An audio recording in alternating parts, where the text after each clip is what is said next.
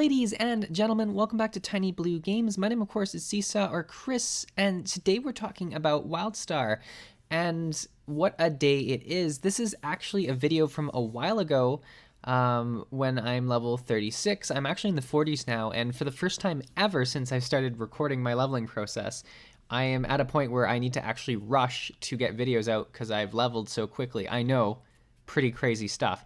And because of that, we've had back-to-back WildStar videos. Hooray! So yeah, we're doing another WildStar video. I really need to show this one because I love Farside so freaking much.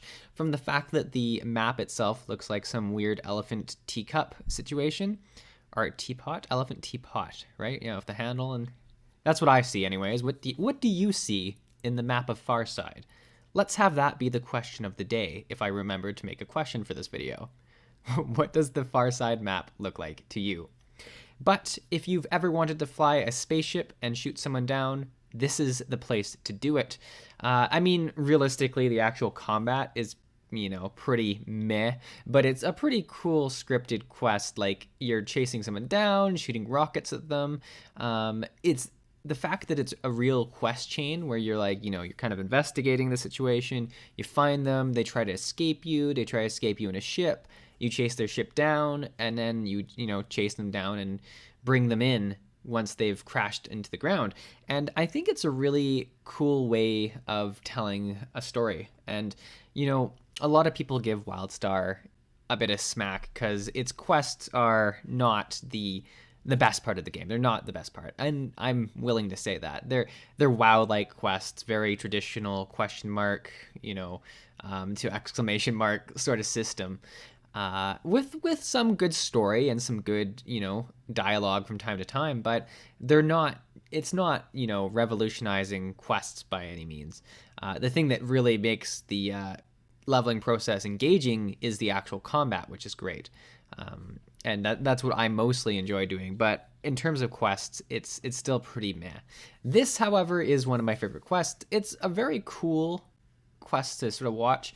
And I think what's best about it is that, you know, it really catches you off guard the first time you do it. Because for me, this was the first kind of chase scene that I'd done while questing. And it was like, wow, we're actually going to chase them and shoot them down. And, you know, and then you go and find them once they've crashed and all that. And it's just a very complete feeling quest. And I very much enjoy that. In terms of why I like Farside as a questing map, I mean, you're seeing it right now, though. It's the the low gravity. It makes it feel like you're going super slow, but you're actually going pretty fast, which is fun. And if you time your like double jump right, you can actually like glide through the sky for so long and then not take any falling damage. It's like the perfect situation. Another thing that I really like that I think is quite engaging on Farside is their sort of, you know, zone event where there's a meteor coming towards the moon and you have to go and explode it or destroy it or whatever.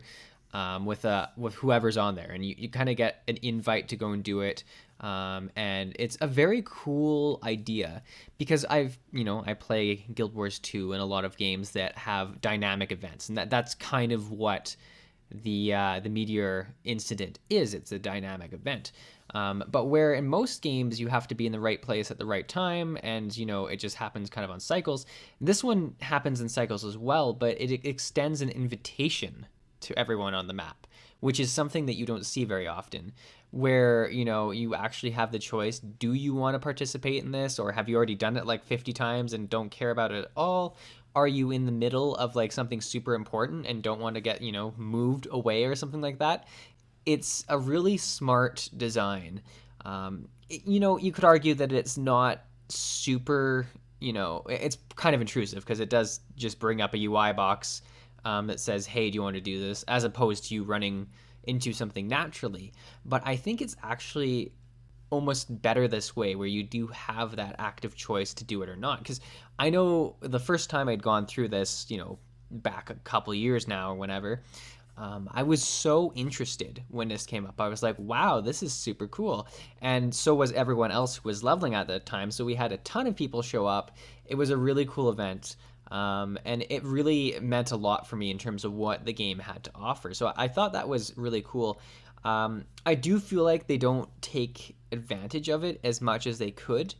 There are other instances where this kind of happens in other sort of dynamic events, but to be fair, WildStar, didn't make any great claims about their questing or their dynamic events.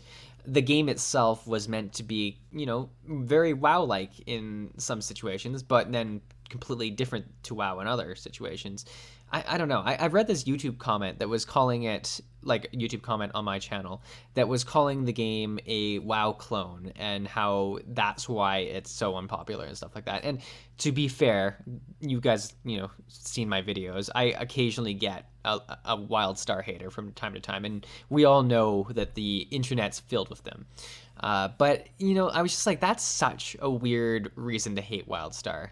Like some of the things are very well, like the questing and stuff like that. But like in terms of how it plays and the actual mechanics of fighting and stuff like that, which is what most of the game is, and movement, it's such a different game.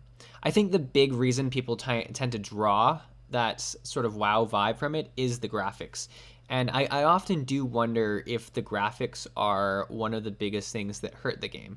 And don't get me wrong, I do like the cartoony aspect. I just think that, it kind of traps this game as being shown alongside World of Warcraft and other kind of older games that have this feeling to it, where now, even though WildStar is not technically that old for an MMO, like it's much younger than Guild Wars 2 and stuff like that, it feels kind of old because of the art style they chose, which is pretty interesting because a lot of people go with the cartoony graphics because they age well, but I think that style is a very old school kind of style, where a lot of the new games that everyone's very excited about are these Unreal Engine, like super polished games, like Black Desert Online or whatever has stunning graphics, and people are willing to play that because of how beautiful some of the scenery is and exploration, even though there's, in my opinion, sometimes not a ton of things to do, or it's just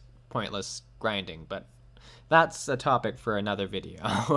I find that's something that might be causing WildStar some issues, and I'm not at all willing here to say this is what I think WildStar could improve on or anything like that. That's not the scope of this video, and I've done tons of videos on that, and I think we can all agree at this point the main reason WildStar isn't extremely popular is because the population is so low. It's a very vicious cycle at this point where a lot of people are like, hey, I wish I could actually play this game, but I just don't want to because, there's not enough people, and from playing it, I can tell you there is enough people to play it if you did want to. It's a very tight-knit community, and it's kind of a very unique feeling at this point because everyone who is toxic and doesn't really care about the game has left. So pretty much everyone you find in-game is pretty cheerful and pretty happy to have you there, which is a very unique thing in MMOs. But that's my thoughts on it. I hope you guys enjoyed this video. Tell me what you think this map looks like because it's driving me crazy. And I will see you in a new video soon where we'll probably be level 40 or on our new level 50. Anyways, thanks for watching. Have a great rest of your day.